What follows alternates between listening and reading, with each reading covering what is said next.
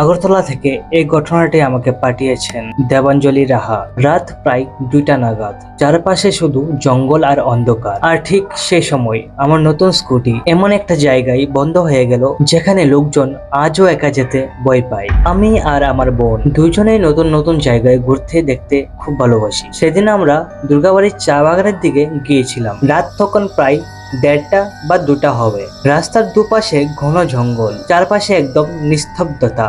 আমার বোন ঠিক করে জানতো না আমি ইচ্ছা করেই এমন একটা রাস্তা দিয়ে যাচ্ছিলাম। সবাই বলতো ওখানে ভূত প্রেত দেখা যায়, যেটাকে অনেক ভুতুড়ে বলে। হঠাৎ করেই একটা ফাঁকা রাস্তার মাঝে আমার নতুন স্কুটিটা বন্ধ হয়ে গেল। আমি বারবার স্টার্ট দেওয়ার চেষ্টা করছি, কিন্তু কিছুতেই স্টার্ট হচ্ছে না। আর তখনই আমি একটা অদ্ভুত জিনিস অনুভব করলাম। চারপাশের আবহাওয়া স্বাভাবিক ছিল, কিন্তু আমার শরীরে একটা অস্বাভাবিক ঠান্ডা বাতাস লাগছিল, যেন কেউ খুব কাছে দাঁড়িয়ে আছে আর আমাদের দেখছে। কিন্তু এরপর যা হলো, হঠাৎ করেই রাস্তার স্ট্রিট লাইটটা নিভে গেল।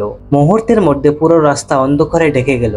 আর তখনই আমার চোখ পড়লো জঙ্গলের ভেতরে। আমি স্পষ্ট দেখতে পেলাম একজন মহিলার মতো একটা ছায়া দাঁড়িয়ে আছে।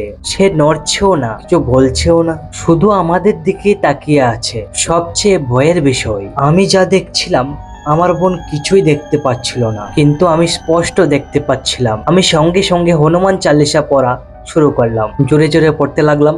আর বিশ্বাস করুন, কয়েক সেকেন্ডের মধ্যে আমার স্কুটিটা নিজে নিজেই স্টার্ট হয়ে গেল। আমি তাড়াতাড়ি স্কুটি ঘোরাতে গিয়ে হঠাৎ দেখলাম আমার জুতাটা পুরো উল্টো হয়ে গেছে। কখন হলো আর কিভাবে হলো আমি আজও জানি না। তারপর আমি আরো জোরে জোরে হনুমান চালিসা পড়তে পড়তে একবারও পিছনে না তাকিয়ে সোজা বাড়ি চলে আসি। আজও আমার মনে একটা প্রশ্ন ঘুরে, জঙ্গলের ভিতরে দাঁড়িয়ে থাকা সেই মহিলাটা কে ছিল, আর ঠিক সেই জায়গাতেই কেন আমার স্কুটিটা বন্ধ হয়ে গিয়েছিল। এই ছিল আজকের কাহিনী। কেমন লাগলো কমেন্টে জানাবেন। আর আপনি যদি ওই জায়গায় থাকতেন তাহলে কি করতেন? পেছনে কি ফিরে তাকাতেন? বন্ধুদের সাথে শেয়ার করুন। আর এরকম ঘটনা শোনার জন্য শুনতে থাকেন নিমকা জোন।